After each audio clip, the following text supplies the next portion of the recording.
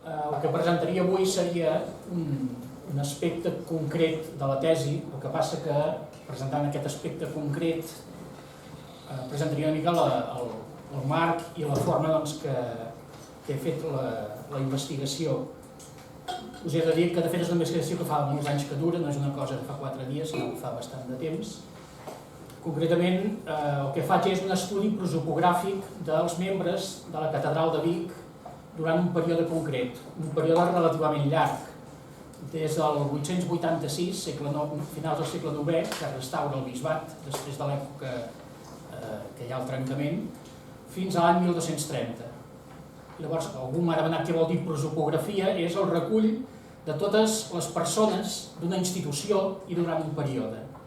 Es tracta senzillament de sistematitzar totes les persones que van formar part de la Catedral de Vic durant aquest període i estudiar el seu funcionament. La idea de la prosopografia té com dos aspectes, un aspecte més quantitatiu, que passa en aquestes èpoques és més difícil de fer, i un altre qualitatiu. Bé, començo una mica l'itinerari de la meva investigació. Quin és el projecte que encara he de materialitzar però que he fet. Primer, l'objectiu és fer aquest estudi prosopogràfic dels canonges de la catedral amb la idea de recollir totes les dades sobre els canonges d'aquest període, però no quedar-me aquí en una simple llista de persones que van formar part de la catedral, sinó reconstruir les famílies de canonges que hi va haver-hi. En aquesta època, normalment, com en molts llocs, les catedrals, la gent que era membre, normalment tenien uns beneficis i aquests es transmetien a les famílies. Eren fundacions privades a l'inici i llavors eren transmeses als descendents o a altres persones. Llavors la idea és reconstruir no únicament qui eren aquests canonges, sinó quines famílies pertanyien. Llavors veure com des del segle IX fins al 1230 hi ha una evolució en la forma com s'entra a la catedral. O sigui, no és la mateixa, veurem, és veure que al segle IX s'entrava a la catedral com a canonge en unes determinades circumstàncies i el 1230, que ja havia passat la reforma gregoriana, que hi havia el dret canònic, que hi havia un control més des de Roma, hi ha una altra manera d'entrar a formar part de les catedrals. I llavors, aprofitant això per estudiar com s'organitzaven internament aquestes catedrals i analitzar en aquest període, el que ja hem dit, i seria el tema d'avui, els processos de reforma i de relaxació de la vida comunitària. La idea dels canonges era portar una vida comunitària, però moltes vegades aquesta es trencava i hi havia necessitat de fer reformes. Jo em centraré, de tot aquest espectre, en el que s'anomena la reforma gregoriana. D'entrada dir que aquest concepte de reforma gregoriana és un concepte potser clàssic que hem conegut, però que en aquest cas, i jo com l'estudio aquí, no el redueixo únicament a l'aspecte purament de la història de l'Església o religiós, sinó una tendència d'aquests últims anys és veure que la reforma gregoriana va tenir un efecte global a la societat. La reforma gregoriana va ser una cosa únicament que afectés a l'Església, avui separem Església i societat, hi ha una diferència molt gran, però en una societat on l'aspecte religiós era central, el fet d'introduir canvis en la vivència religiosa va provocar trencaments. Llavors parlo d'això, actualment a nivell d'historiadors hi ha una redefinició del concepte de reforma gregoriana i amb 3 punts que avui es torna a revisar tots aquests temes clàssics que ja existien, però des d'un punt de vista més global. Primer, veure que la reforma gregoriana és un projecte eclesiològic, vol dir un projecte d'església que reclama, primer de tot, la primacia del papat, i sabem que al final la reforma gregoriana va suposar una consolidació de la primacia papal a tot Occident, i de la lluita per la llibertat de l'Església, que l'Església no estigués sotmesa al que s'anomena, Frisch Martin és el clàssic, l'Església dominada pels laics. En aquest punt hi ha tot el tema de la lluita contra la investidura laica, sobretot entre la lluita entre l'imperi i el sacerdoci, que es manifesta a la cúspide, però que també afecta la vida concreta. I la reclamació que hi ha per part de l'Església que el poder espiritual està per sobre del temporal. Aquest és l'aspecte més institucional i polític. Llavors hi ha un segon aspecte d'aquesta reforma gregoriana que s'ha anat aprofundint també una mica des del punt de vista fins i tot de la història de l'art, que és que l'Església, hi ha tot un debat sobre l'Eucaristia, en tota la polèmica amb Berenguer sobre la presència real de Crist en el moment de l'Eucaristia i les postures enfrontades, i l'afirmació de la transsubstanciació i l'accentuació del valor dels sagraments tindran un paper molt important en aquesta època. En quin sentit? Primer, com que es voldrà revaloritzar els sagraments, es veurà que és necessari reformar el clergat. I això, concretament, es tradueix en la lluita contra la simonia, recordar-vos que la simonia és la compra dels càrrecs eclesiàstics, la lluita contra el que s'anomena el nicolaisme, que és el matrimoni o el fet que els capellans, els sacerdots estiguin casats i tinguin família, i veurem com un dels fruits de la reforma gregoriana a l'Església Llatina d'Occident és la consolidació del celibat. I una tercera línia, que aquesta és la potser més que afecta més a la societat, és que tota aquesta reforma partia de crearà una societat cristiana nova on s'intentarà diferenciar de forma molt rigorosa qui és clergue i qui és laic. Amb el tema de la moral sexual, amb el tema del matrimoni, de com s'havia d'entendre el matrimoni segons la perspectiva cristiana, i crearà com dos camins, com poso aquí el concepte, dues formes de reproducció social, que vull dir que els que atraïen la vida clerical tindran un sistema de funcionament i els laics un altre.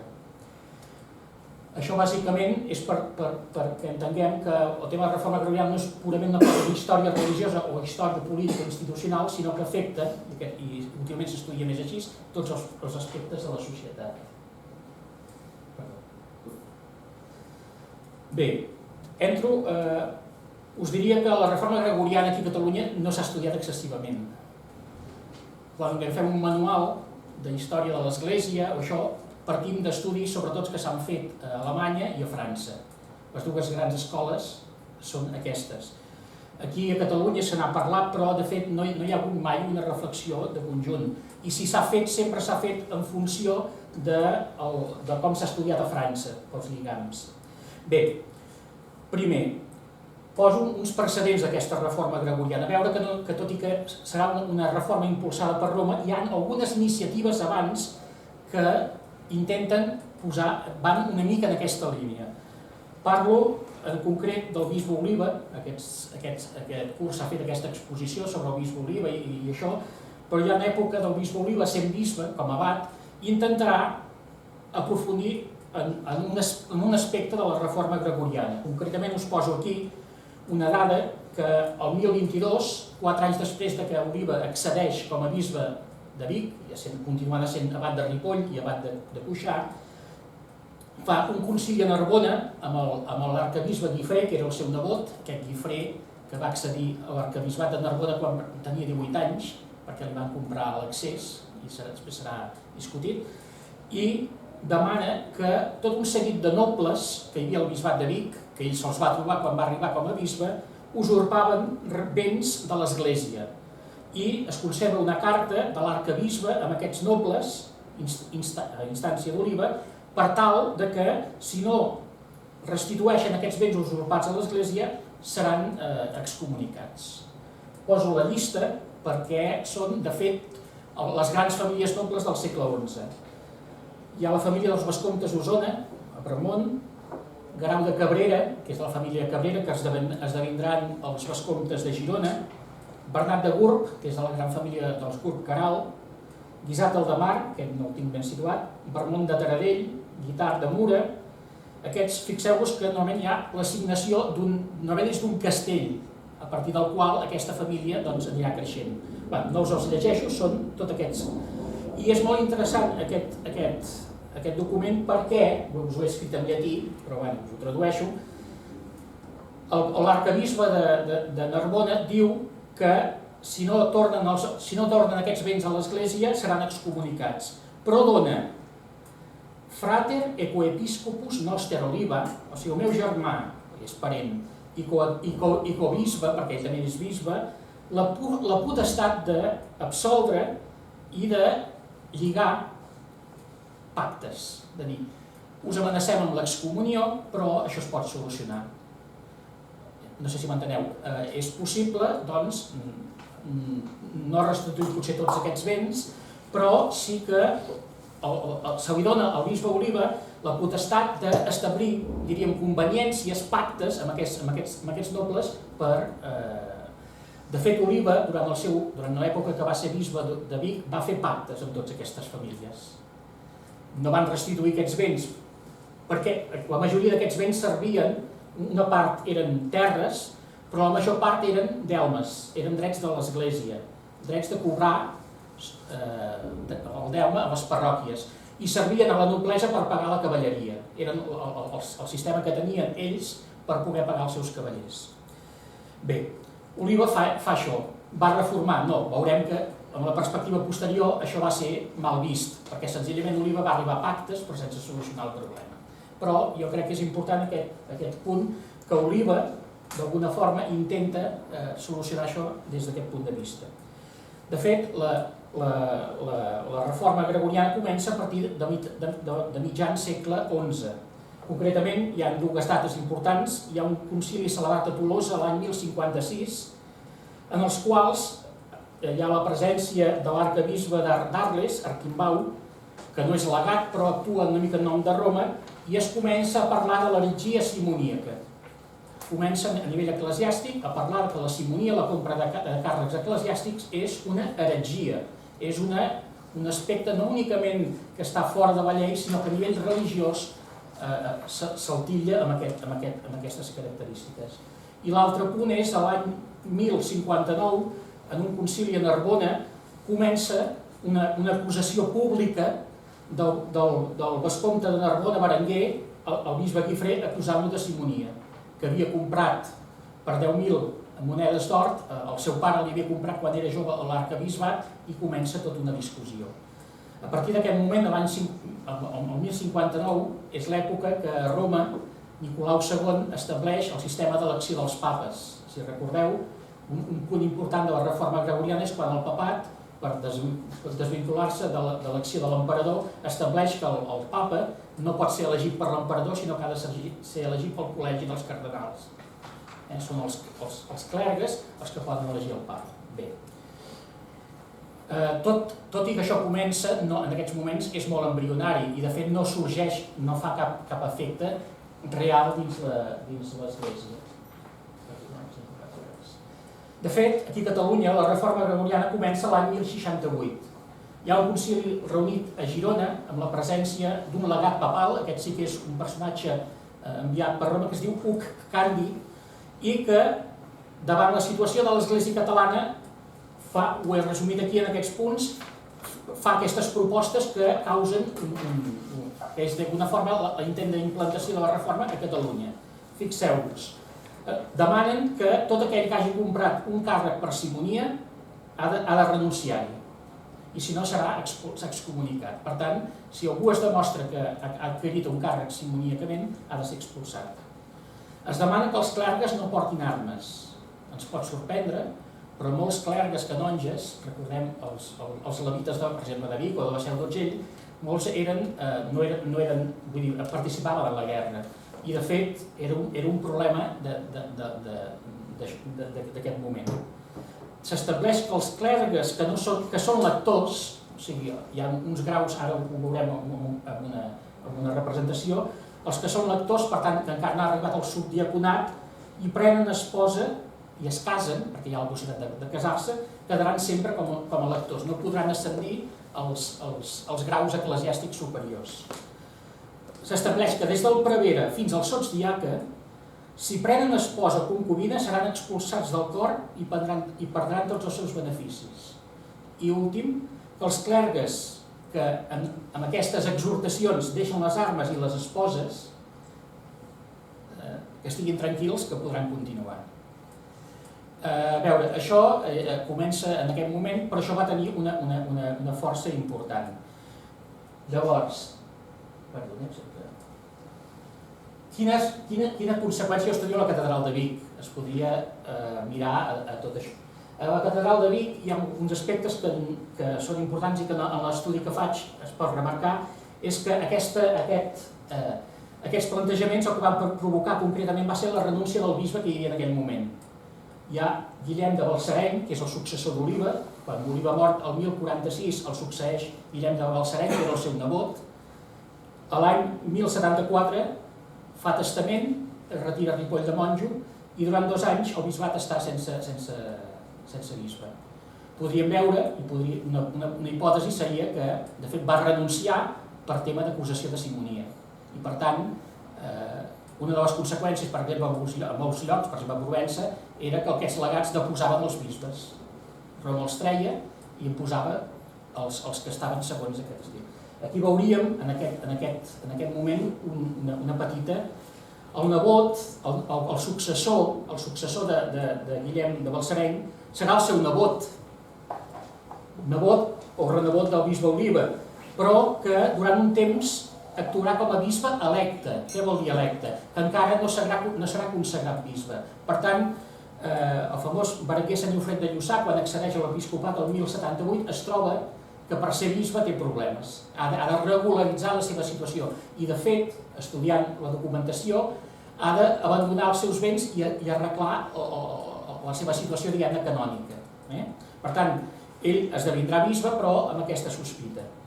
També tenim d'aquesta època la renúncia d'un càrrec important a la catedral, que era el càrrec del sagristà. El sagristà major era el clergue que es cuidava del patrimoni de l'església. Va renunciar perquè aquest senyor, a més de ser sagristà de la catedral de Vic, era abat de Sant Pere d'Àger. Tenia els 2 càrrecs. I per tant, li van dir o un o l'altre. I llavors ell, en els documents, hi ha un moment que renuncia a ser sagristà.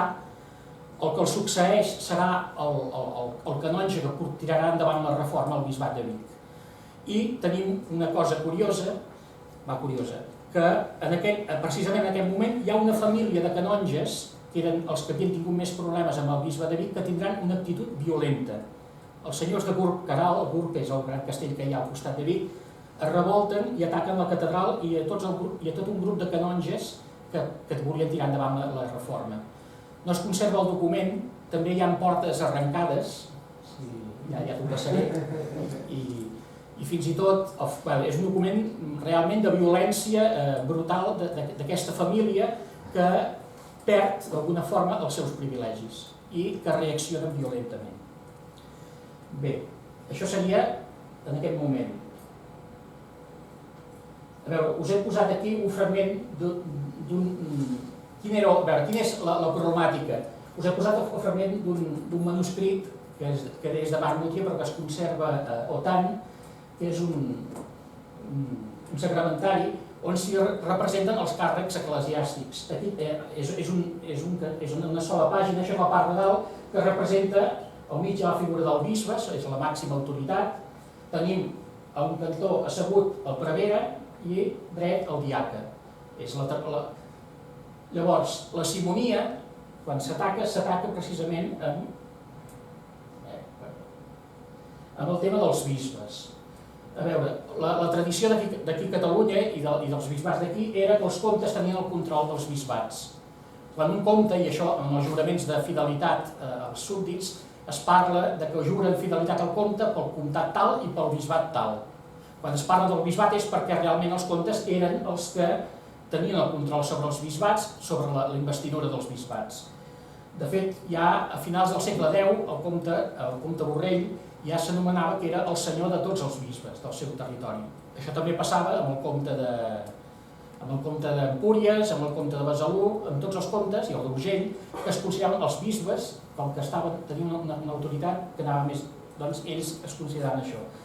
Llavors, tot nomenament, hi ha la tradició aquí a Catalunya, del bisbe es fa amb el lliurament d'un dònum, d'un donatiu, que ha d'entregar l'elegit o la seva família en el moment d'accedir al càrrec. Utilitzant una similitud, si estudiem història agrària, en els contractes d'establiment, quan hi ha un establiment d'una nova persona, aquesta persona fa un pagament d'entrada per aquell establiment. Després pagarà un cens, però fa com i el senyor, al llarg de l'edat mitjana, per exemple, obté rendiments de les seves terres quan les va restablint de nou. És com un llogater. A la que lloga un nou pis, té una... Bé, ara faig una comparació així, en el sentit que pot semblar una pràctica això, però que responia a una certa administració dels béns. Si els bisbats, els càrrecs, eren propietat i era font de rendes, doncs hi havia això. De fet, tenim uns pactes de l'any 1058, us he copiat aquí, entre el Ramon Berenguer I, en l'època que ja ell, després de deixar arraconada la seva àvia Ermesenda i refà tot el poder feudal, fa uns pactes amb el comte de Cerdanya. I entre els pactes d'aquest any 1058 hi ha aquest següent. Diu: Convenit ili, Ramon Berenguer I, ut episcopatu Sancti Petri de Vico, venerit ei in ad obertura, o sigui, quan el bisbat de Vic quedés sense bisbe i s'hagués de triar un de nou, predictus Martinonensis comes facia donare ad ipsum episcopum quem ibi miserit centum uncias auri, sin engano, aut centum uncadas, sin engano, atiam dictum Raimundum Feritanensem comitem. O sigui, aquí tenim que el bisbat de Vic en aquest moment era bisbe Guillem de Balsareny, però en previsió que Guillem de Balsareny un dia deixaria de ser bisbe, ja feien pactes, el comte de Barcelona i el de Cerdanya, que el de Cerdanya cobraria aquesta quantitat. Això és per veure que realment, quan es parla de reforma agrària, era una realitat, això hi era. Un altre aspecte era els ardiaconats. Cada bisbat, després del bisbe, el gran càrrec important era l'ardiaca, i normalment els ardiaques eren els que eren candidats a ser bisbes. Normalment el costum era que aquell que havia estat ardiaca, que ja tenia l'experiència de funcionament del bisbat, podien arribar a esdevenir bisbes.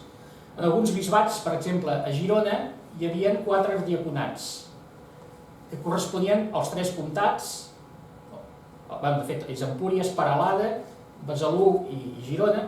A la Seu d'Urgell hi havia 4, perquè és un territori molt extrem. El bisbat de Vic he estudiat, al començament del 12 hi havia 3 ardiaques, però després va passar un, i el bisbat de Barcelona només n'existia un. L'ardiaca era l'altre càrrec més cobejat, i de fet també hi ha textos que parlen de la compra i venda d'ardiaconats. L'ardiaca, ja us poso aquí, és el representant del bisbe en una circumscripció territorial. Depèn dels bisbats, n'hi havia diversos, i a Barcelona un de sol. Per exemple, a Barcelona, durant tot el segle XI, el càrrec d'ardiaca va ser monopolitzat per la família dels Montcada, fins que va arribar a finals del segle XI que un Bertran, un monjo de Sant Ruf, que va esdevenir bisbe de Barcelona, va liquidar el tema. Però durant un temps es passaven, aquests eren d'oncle nebot. Hi ha un cas molt curiós, que és a Vic, que hi ha els senyors del castell de Rocafort, eren ardiaques de tota la zona del Bages i de la frontera, i aquests eren casats i es transmetien el càrrec de pares a fills. Ja no en època d'Oliva, però aquesta família actuava tranquil·lament. Eren ardiaques, per tant, que estaven casats, vol dir que no eren preveres, era gent que era clerga, no havia arribat ni al subdiaconat, però que com a laics, en nom de l'Església, els levites famosos, i aquests es transmetien el càrrec de pares a fills. I tenim, per exemple, el cas del bisbat d'Urgell, el famós Foc, de la família dels Cardona, obté la promesa que quan sigui més gran, el bisbe de la Seu d'Urgell li donarà una ardiaca quan en quedi algun de vacant.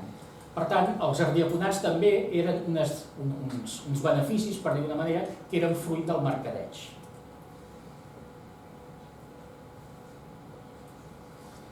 D'aquest dibuix us he posat ara a baix el que seria l'estructura dels clergues menors. És interessant aquí perquè a dalt queda la figura del diac i aquí hi hauria tots els càrrecs, diríem, inferiors, que anomenaríem clergues, però que no poden celebrar la missa. Normalment, actualment, el que s'anomena ordres menors són consecutives. Un comença, seria l'hostiari, l'acòlit, el lector, l'exorcista, el lector i el subdiaca, ja com una gradació. Però en aquell moment es considerava que el subdiaconat era per molta gent el màxim que volien arribar. Arribar a ser subdiaca, doncs, molts d'aquests clergues eren subdiaques. Segons la legislació antiga podien casar-se i ja està. Heu vist que en les normatives de Girona parla que parla que que es queden en el nivell del lector, que seria l'anterior, però hi havia aquest. I a més, en aquesta època, cada un d'ells té un objecte que simbolitza el seu càrrec. El subdiaca es caracteritza per dos, una és el calze i l'altra és l'aigua per ajudar a la celebració de l'Eucaristia.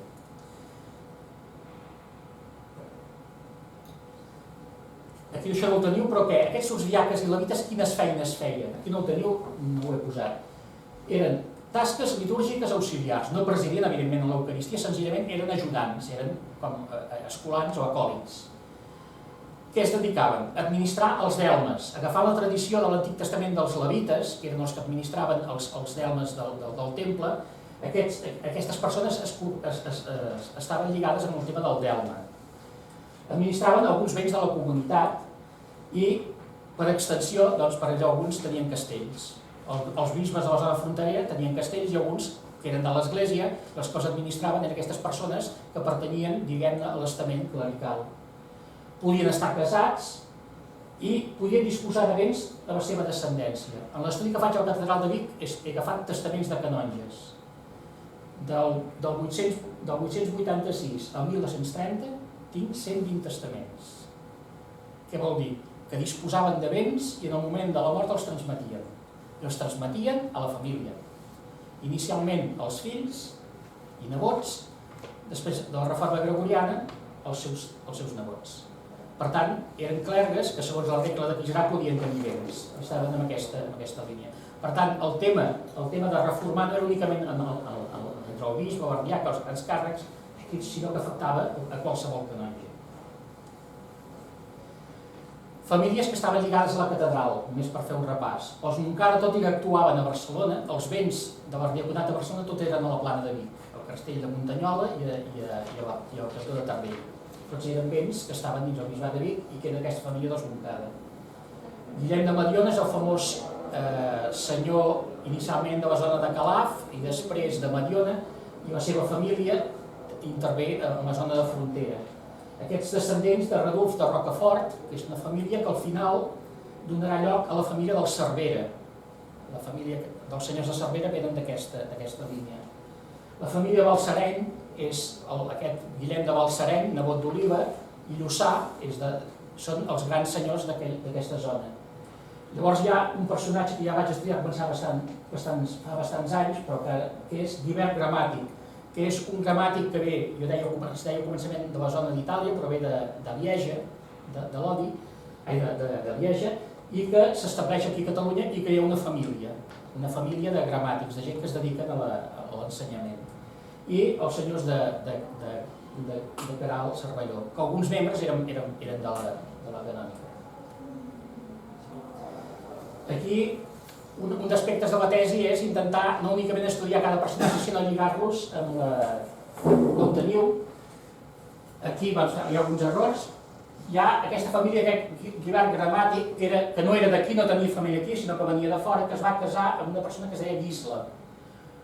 Pot ser de la família dels Lluçà, pot ser dels Cardona, encara no ho sabem, però va crear com una gran família que van ocupar tot el tema de les escoles de la catedral. El seu fill gran va ser Borrell, que va ser l'hereu, que aquest, com que quan va començar, el seu pare era gramàtic de Vic, va començar a ser gramàtic a Palència, amb el rei de Pamplona, va ser gramàtic a la Seu d'Urgell i quan el seu pare va morir va agafar el càrrec a la catedral. I aquest era casat i va tenir descendència. I després, Guibert Gramàtic va tenir un altre personatge que també és coneguda, una filla que es diu Alba, que escrivia documents. Ja fa molts anys que un testimoni d'una escrivanta de documents dona era aquest personatge que es deia Alba, casada amb aquest Gaufret Languart. De fet, sabia escriure perquè tota la seva família eren gramàtics i escriptors, i per tant ella, hi ha alguns documents escrits per ella. Llavors, l'altre personatge important és una de les altres filles, que es diu Adalets, que es va casar amb aquest personatge que es diu Guillem Ramon, que és aquell sagristà cosserit i que era abat d'Àger. Quan es va crear l'abadia d'Àger, Arnau Mir de Tost, el primer abat que hi va posar va ser aquest senyor, que era jutge i que durant un temps va ser abat d'Àger i després de Vic. Inicialment aquest senyor era casat, primer es va casar amb una filla del senescal Amat Aldric i va tenir 2 fills, un dels quals, quan va morir, el va succeir d'Abat d'Àger, i es va casar en segones núpcies amb aquesta persona que era vinculada a la família i que va tenir entre ells un altre fill que va ser Pere Guillem, que també el va succeir a l'abadia. Quan va morir el germanastre, Pere Guillem el va succeir. A veure, en aquest cas, estudiant aquesta família, veus com un càrrec és monopolitzat per un grup familiar i veurem que la reforma gregoriana el que atacarà serà amb aquests grups. Us he dit que Berenguer de Lluçà va accedir de bisbe. Ell, per ser bisbe, s'haurà de comprometre amb la reforma. Llavors, Berenguer de Lluçà es va comprometre a reformar el clergat i els canonges, introduint una vida apostòlica, i per fer-ho no ho va voler fer sol, sinó que va demanar ajuda a l'abat Herbert de Sant Ruf d'Avinyó. Va demanar a aquest abat de Sant Ruf, que hi ha aquest moviment que comença dels canonges regulars, que vingués a reformar a la catedral de Vic. Per altra banda, Berenguer de Lluçà reclamarà l'exclusivitat per als clergues de l'atribució dels béns eclesiàstics. Intentarà regularitzar que els que tenen béns eclesiàstics siguin clergues i intentarà regularitzar aquestes... Va haver un primer intent expulsant els canonges que no acceptaven la reforma, però no se'n va sortir. I l'única solució que va tenir és, davant la impossibilitat de crear una comunitat de la catedral reformada, va crear Santa Maria de l'Estany, on hi va posar un nucli de canonges joves que seguirien la reforma i la regla de Sant Agustí. Aquest és el document de l'època en què es crea Santa Maria de l'Estany. Es crea l'any 1083. Si llegíssim, parla de que Berenguer institueix aquesta canonitat. Diu, sub trinitatis nomine, ego Berengarius gratia Dei auxiliensis episcopus, cum ascensum canonicorum meorum, confirmo ecclesiam Sancte Maria de Stagno, e clericos inibi Deo de gentibus, sub regula Sancti Augustini. A més, fa tota una reflexió de que aquesta comunitat tirarà endavant i que ningú pot agafar els seus béns. Hi ha la signatura de Berenguer i la signatura dels canonges que en aquest moment tiren endavant. Què consisteix la regla de Sant Agustí? Primer, els que professen aquesta regla són canonges, primer de tot, abandonen els béns propis, entreguen els seus béns, queden per la comunitat i ja no els administra la comunitat. No són béns que així com la regla de qui serà permetia administrar, aquí quan professa els béns són de la comunitat. Estan subjectes a una vida comunitària estricta, per tant, vida litúrgica, vida de tot tipus, i per tant, no evitant qualsevol cosa que els, diguem que semblen a monjos. Dirigits per un abat o un prior, vida de pregària, austeritat i ajuda als pobres. Santa Maria de l'Estany, durant un temps, mantindrà el que s'anomena l'albergaria de la catedral de Vic. Amb els béns d'allà es mantenien els pobres de la ciutat de Vic. Es feien vots religiosos i professió religiosa, per tant, quan un entrava havia d'arribar a ordenar-se al màxim, no quedar-se a la meitat. L'avantatge que tenia pel bisbe era que, com que no eren monjos, podien fer vida parroquial i cuidar-se de les parròquies, i a més no eren exempts, o sigui que sempre havien de dependre del bisbe. En època de Ramon Berenguer de Lluçà hi ha tot un seguit de restitucions. Què vol dir?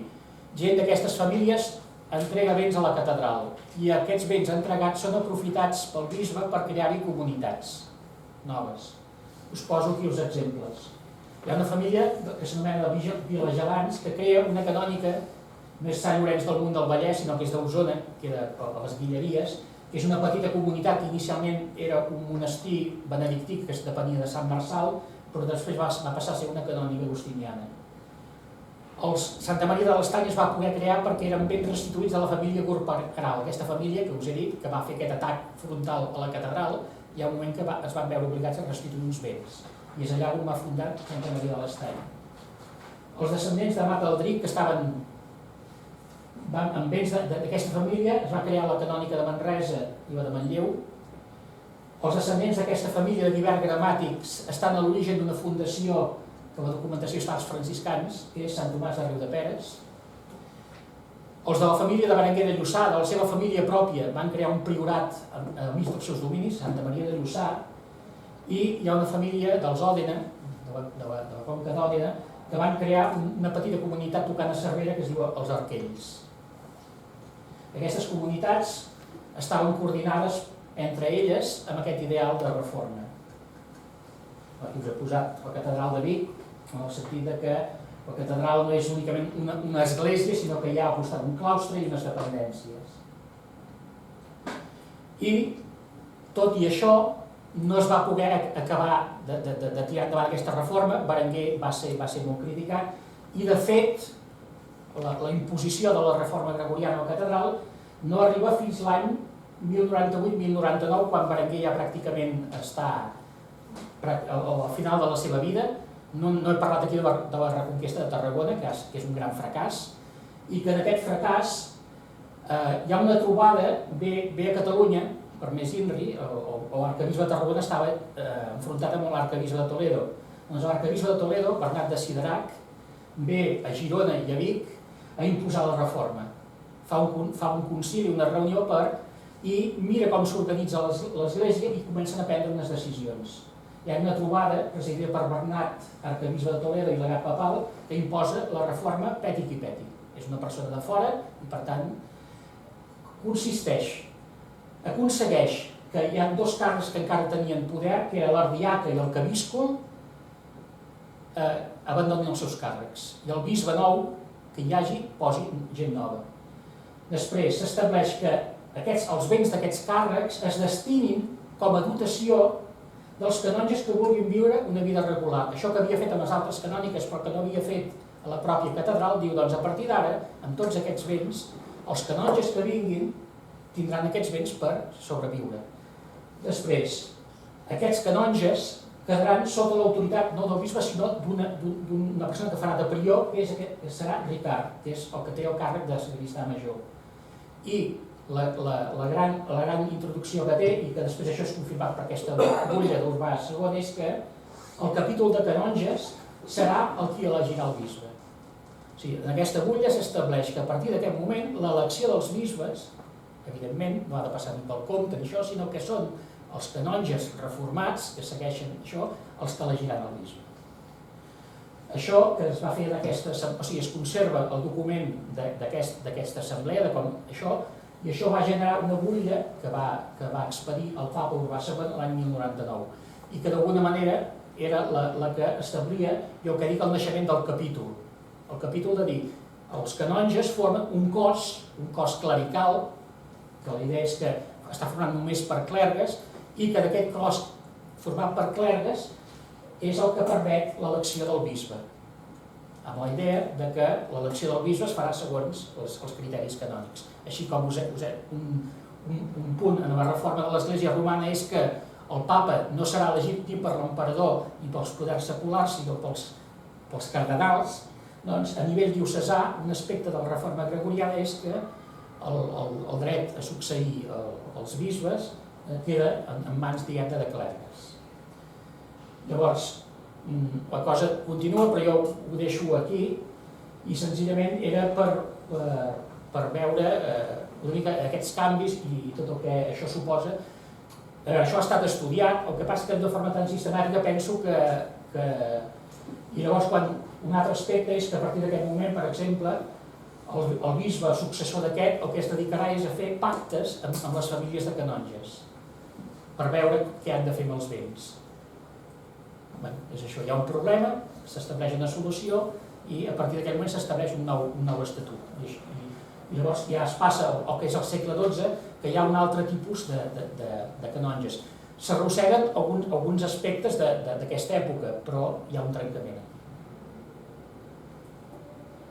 Ja està. Molt bé.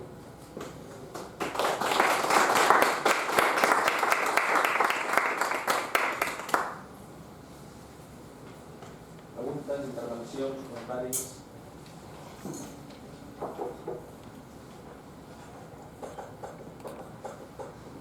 Res?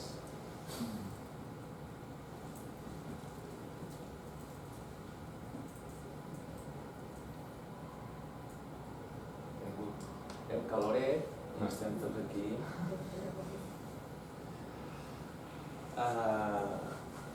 Jo tinc un parell de coses.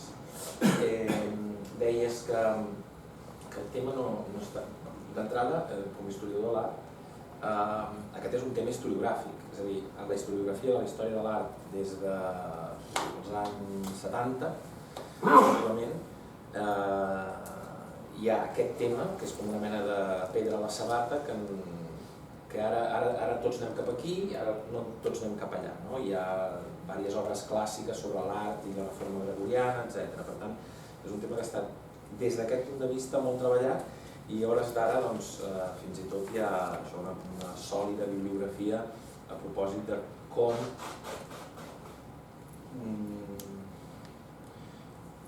no com afecta la producció artística, perquè no seria el tema no seria aquest, o bé també es podria enfocar des d'aquest punt de vista, però el tema seria com la producció artística s'utilitza per impulsar o no, reflecteix o no aquesta qüestió. Per tant, és un tema que bé, segurament algunes pistes, i a més, clar, estem parlant de Vic, estem parlant d'Oliva i estem parlant de personatges que en aquest cas sí que han estat prou estudiats. En tot cas, a banda d'aquest comentari, deies, és un tema que no ha estat massa treballat aquí. Sí que sé, perquè era un dels directors d'aquesta tesi, que per al cas de Roda d'Isàmena i de manera indirecta, la Rebecca Swanson, doncs, diguéssim, com va intentar reconstruir la biblioteca, doncs es va trobar que en aquest miserable bisbat tan petitó, però que tenia tants problemes d'autoritat i per qüestions entre comptes, etc., i frontera, etc., i a més amb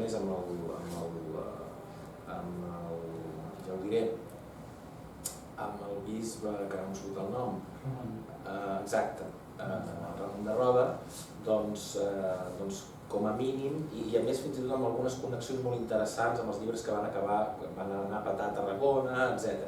Bé, ja veig que ho coneixes, m'imaginava, però en tot cas, perquè curiosament aquesta tesi és una tesi d'història de l'art, encara que no ho sembla ni a la mateixa autora li semblava, perquè el que li vam demanar és mira't aquesta biblioteca, mira quines conseqüències té respecte al que passa a la Vall de Boí, que en aquells moments estava sota l'autoritat d'aquest bisbe, i quina relació té la producció de la Vall de Boí en relació amb aquesta biblioteca. I fent tota aquesta feina es va trobar amb aquest gros problema de la reforma gregoriana. En tot cas, el comentari anava per aquí. Home, és un tema interessant que a mi també em planteja una perplexitat. Com gestiones tots aquests segles de prosopografia? Perquè, clar, per el que estàs explicant aquí, doncs, d'acord, però com a més aquest problema és un problema que s'arrossega des de molt enrere, des de precisament la restitució del bisbat, des del Ludoviquian fins a qualsevol altra cosa, doncs... És complicat de gestionar, perquè, esclar, jo aquí explicava la fase crítica, diríem. Crítica en el sentit que és el moment que hi ha els trencaments. El que passa que, agafant aquest art ample, és precisament aquesta època que hi ha el trencament que puc marcar com dues etapes. Una anterior, lligada a una església que ve del món carolingi, on el tema, el poder civil i el poder eclesiàstic estan barrejats, i no barrejats, vull dir, no hi ha... El bisbe Oliva era senyor de la ciutat de Vic, i era el comte, a Vic manava ell. Per tant, el mercat depenia del bisbe, per tant, en aquella època hi ha tot un seguit de coses que els bisbes agafen de... Llavors, a partir de la reforma gregoriana, tot això queda d'una altra manera.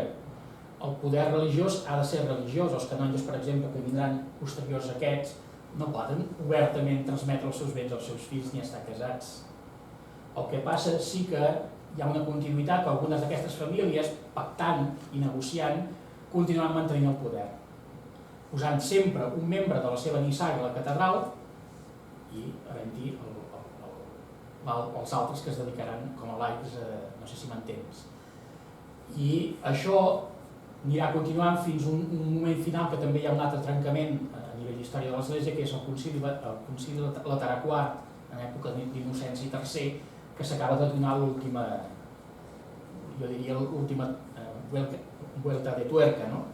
Que des de Roma és l'època en què el papat ja té la màxima autoritat i, per exemple, veurem, ara parlo de començaments del segle XIII, que els canonges són nomenats directament per Roma.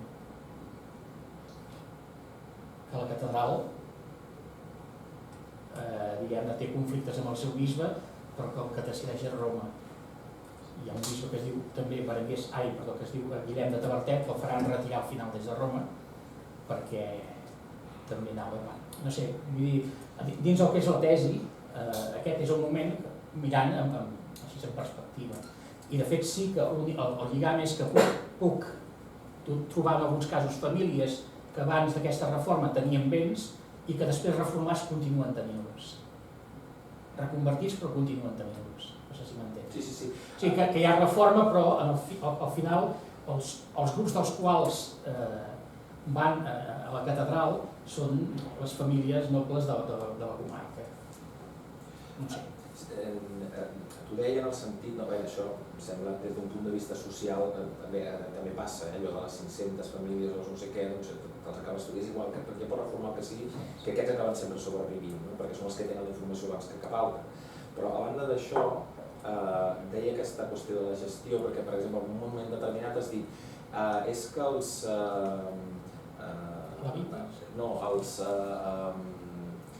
parlaves de l'autoritat del comte per sobre de l'autoritat del bisbe i ara, com ho feies anar, ho portaves fins a època carolíngia. Però en realitat és així de vegades, però no és així també moltes vegades. Recordo un nomenament de Florí a Barcelona i és nomenat pràcticament en contra del comte i per esmenar tota la gestió del comte en aquell moment, a Tinyí, quan va i es queixa de com està organitzat. I dir que l'establiment són dates molt semblants. Aleshores, el que em sembla interessant és que agafant tota aquesta llarga perspectiva, perquè un dels problemes que jo veig, insisteixo, sempre des de la història de l'art, de com s'han afrontat aquests problemes, és que tothom es concentra al segle XI. Es concentra al segle XI quan és evident que els problemes són aguts a partir del moment en què un papa nomena un emperador. A partir d'aquests moments el problema esdevé molt agut, perquè clar, aquí sí que hi ha un contrast de qui té l'autoritat per damunt de l'altre. Aleshores, agafant tot aquest recorregut, lògicament focalitzant-ho en un dret, perquè no pots abastar més que això, que em sembla prou. Clar, les conseqüències d'analitzar aquest procés en un recorregut de llarga durada doncs segurament t'hauria de permetre veure coses que d'altra manera són molt difícils, perquè jo tinc una visió molt segmentada de la cosa. Conec el que passa aquí amb el Bisbat de Barcelona en aquestes cronologies, conec el que passa a Roma per altres motius i altres recerques entorn al 800, sé què és el que passa a final de l'11 i segle XII, per tant tinc només notícies parcials, però em sembla que en tot aquest recorregut hi ha com moltes anades i vingudes i per bé que sí que es poden establir dos grans àmbits i dos grans moments i potser en una escala local encara es pot detectar menys, em sembla que hi ha com que ara progressen aquests i els altres endarrereixen i després en funció de quina és la potència del comte, de l'emperador, del que... No, en aquest sentit, quan entres en els casos concrets veus que hi ha molta aquesta mobilitat, no perquè siguin, per exemple, Gregori VII no va poder excessivament, senzillament va iniciar i va ser els seus continuadors que van anar modificant. I per tant, no és una cosa tan cartesiana, no? Sinó que té, per exemple, no ho he explicat, he dit que hi ha aquesta butlla del Papa Urbà II, no la van poder aplicar. Perquè és què va passar a l'hora d'elegir el bisbe després de Berenguer de Saber-Fer de Lluçà, el va triar el comte de Barcelona. Què va passar? Que a Roma no el van acceptar.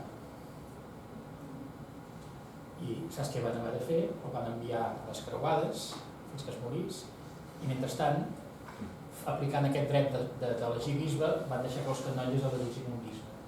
Però va ser un bisbe a mitges perquè l'altre havia estat i fins que no es va morir no es va aclarir la cosa.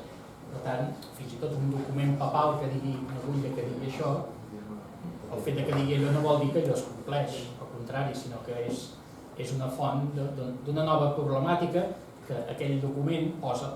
Jo, per exemple, he citat aquest document perquè sí que estableix com un resultat que des de Roma s'estableix que els bisbes han de ser elegits pels canonges.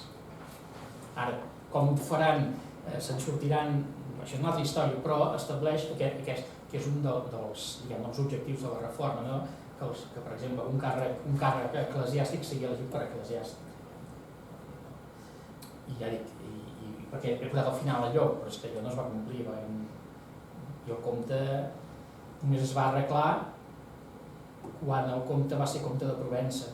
Amb tots els ajuts de Roma, Ramon Berenguer III es va casar amb Dolça de Provença i essent comte de Barcelona, de Besalú, de Cerdanya i de Provença, a més Provença era del papa, Besalú era del papa, quan estigués a Aragó encara era del papa, no podia anar contra el papa, però no es va arreglar fins a aquest moment. Abans ell va continuar amb la tradició de la seva, que era d'aquí, igual com l'emperador, és que no s'arriba al concordat de Worms, que s'estableix un quadre jurídic que estableix els drets d'uns i altres, no sé si m'entens.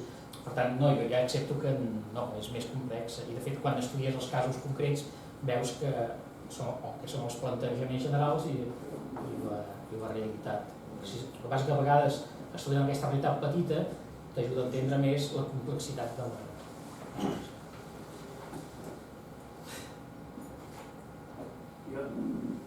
Tenim una pregunta sobre el tema de la gestió de la informació, però més des d'un punt de vista metodològic.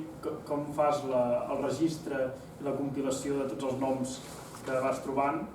I això per una banda, i l'altra, com els identifiques que són la mateixa persona? Perquè sobretot els primers anys segle X totalment, però els primers anys de l'11 encara, normalment no es diu ni cognom, òbviament, ni nom del pare, moltes vegades. Que llavors, i a més els noms són repetits. Com saps si és família, si no, si està parlant d'un de l'altre? A Vic hi ha una cosa que és un xollo que hi ha en la majoria de documents originals.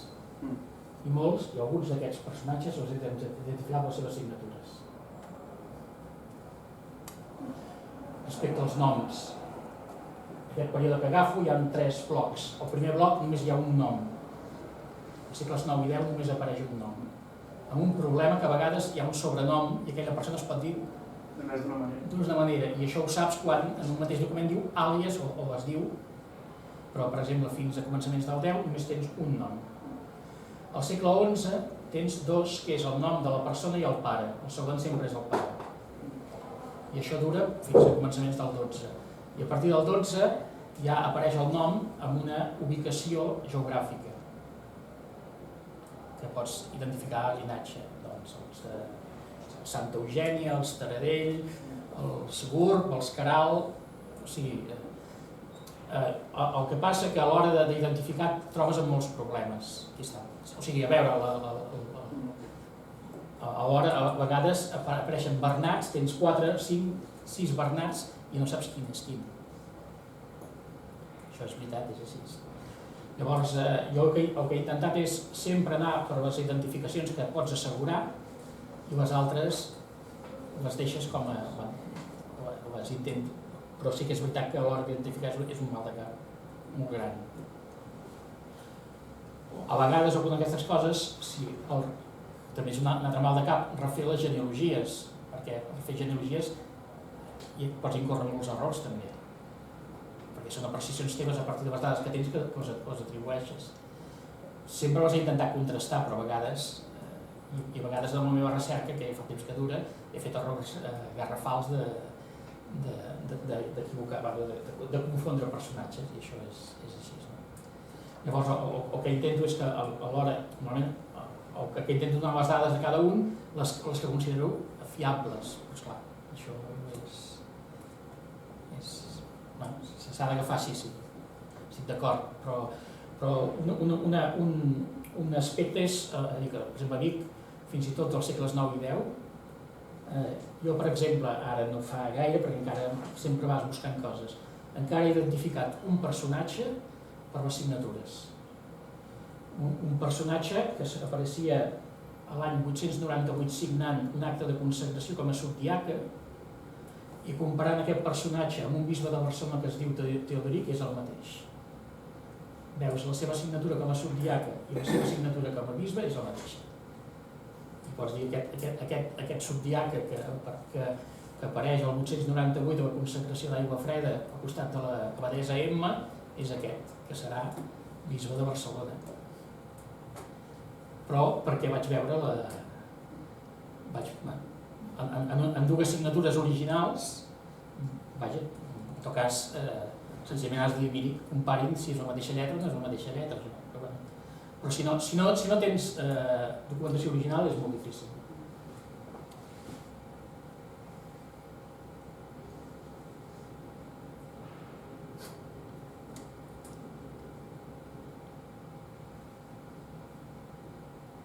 Més coses? Si m'estava passant pel cap, de Sant Andreu de l'Estany, amb els de monjos de canonges de Sant Ruf, detectes l'arribada del dret comú, perquè els canonges de Sant Ruf són els que fan entrar el dret comú de Bolònia. El 12, això. Sí, el 12.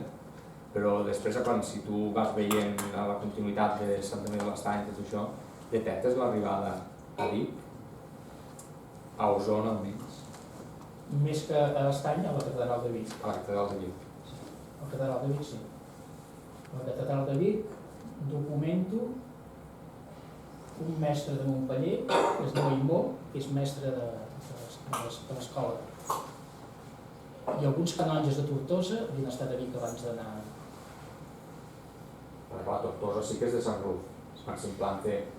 A Vic hi ha el famós, això és al segle XII, hi ha el famós Pere de Cardona, que és jurista a Montpeller, se suposa emparentat amb la família de Cardona, i que el necrològic de la catedral consta com a enterrat allà i més va ser cardenal.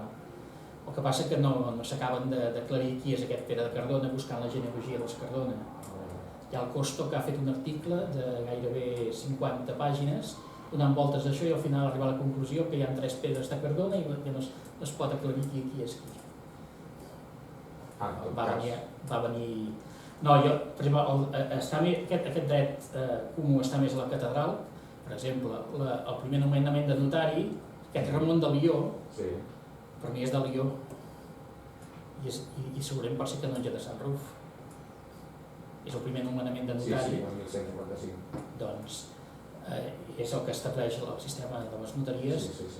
Aquest canonge Aimó que et dic és del 1176, actua en alguns plets assessorant el bisbe de Vic a Girona i el vinculo a una família de veguers de Montpeller.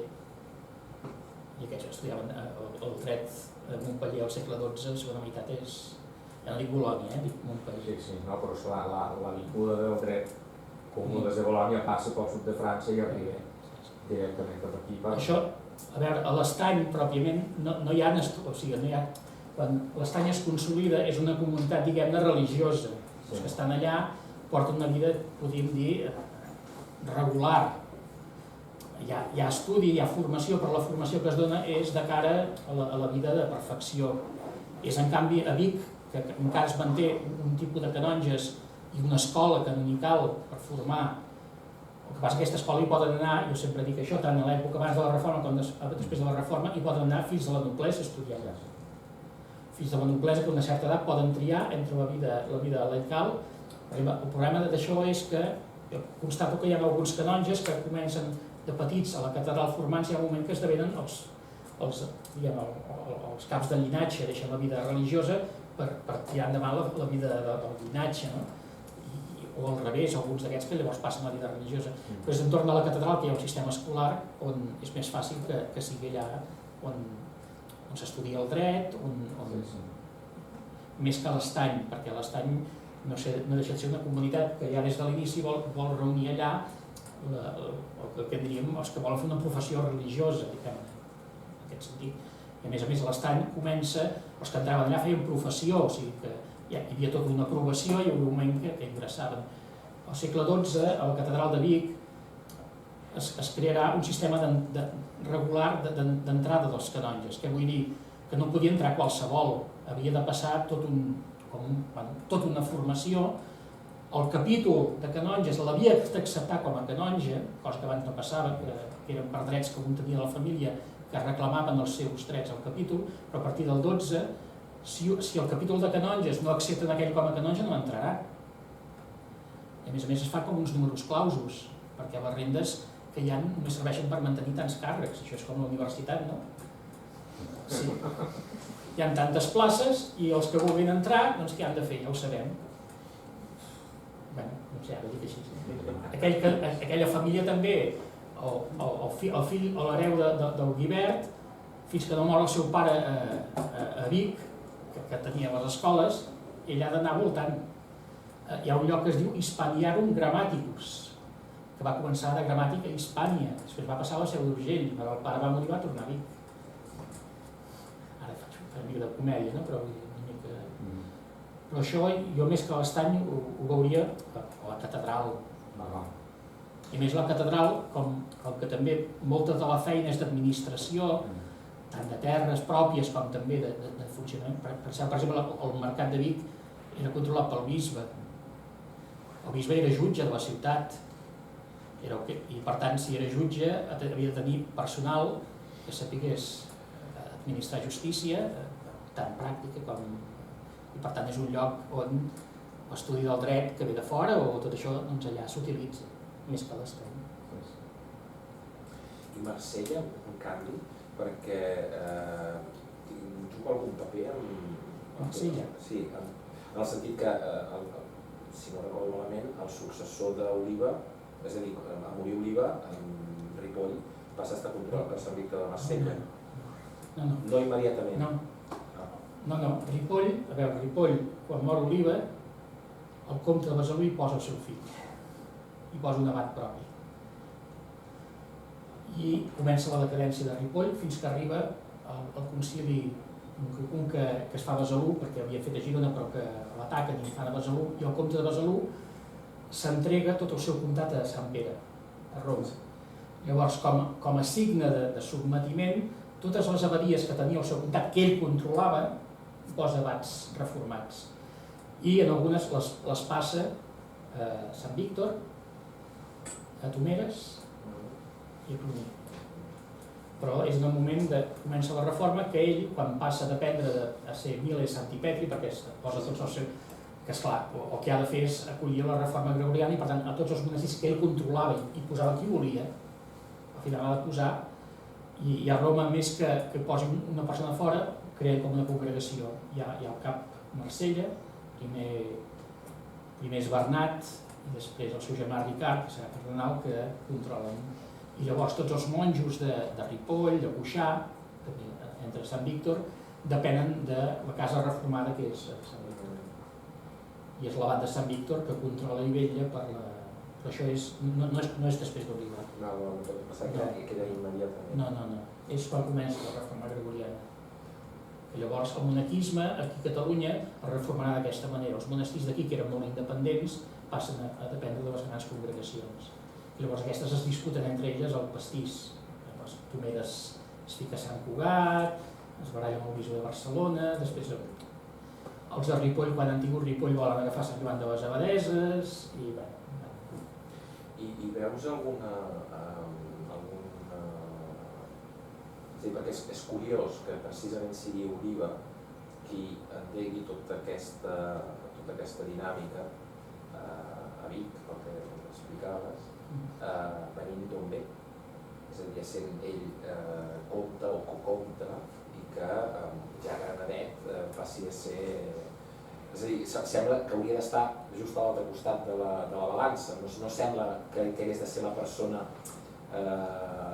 com s'esperaria que justament anés a atacar aquests privilegis... No, més que atacar, no, potser ho diré així, no crec que ataqui, senzillament, com que ell és membre de tota la família comtal i de totes aquestes, intenta arribar a pactes. Sí, però per acabar amb un seguit de situacions que si no deia res, tampoc no passava res. De fet, es troba amb un problema quan ha decidit el germà i la germanastra s'enjunten les abadesses, i es troba realment enmig d'un problema d'aquests, la pressió per una banda de la família comtal i de la seva responsabilitat com a cap eclesiàstic. El que passa que Oliba fa aquesta feina així. El que passa que és una feina, a veure, que per exemple quan hi ha la reforma gregoriana, quan per exemple Bernat, en el document en què Bernat de Besalú entrega Ripoll a Sant Víctor de Marsella, fa una crítica a Oliba, dient que és Oliba, després d'Oliba van començar tots els problemes. I està escrit, és posterior. Comencen els problemes perquè Oliba, ell va intentar, a més, Oliba el que va aconseguir és que l'enfrontament que hi havia entre el comte de Barcelona i el de Cerdanya, el tema del bisbat, que al final va acabar malament perquè al final Besalú se'n va anar a l'aigua, i el bisbe palatí de Besalú va acabar de bisbe de Carcassona per Ermessenda i el seu germà Pere. Què van obtenir? Doncs que els fills del seu germà Guifré, entre els quals hi ha l'arquebisbe de Narbona, ocupessin totes les seus catalanes, perquè Oliba va col·locar tots els seus nebots arquebisbe de Narbona fins al final.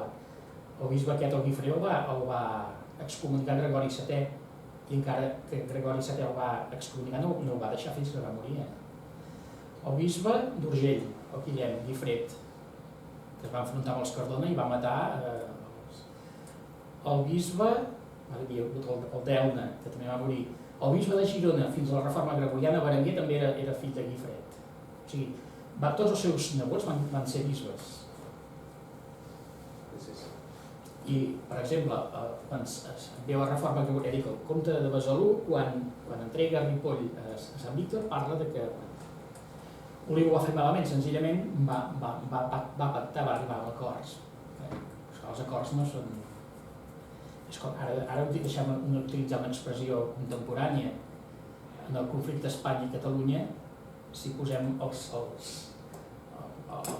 plantejaments radicals, no hi ha acord. No sé si m'enteneu. Quan tu planteges una cosa amb màxims, o allò esdevé tal com vols, o t'hi enfrontes.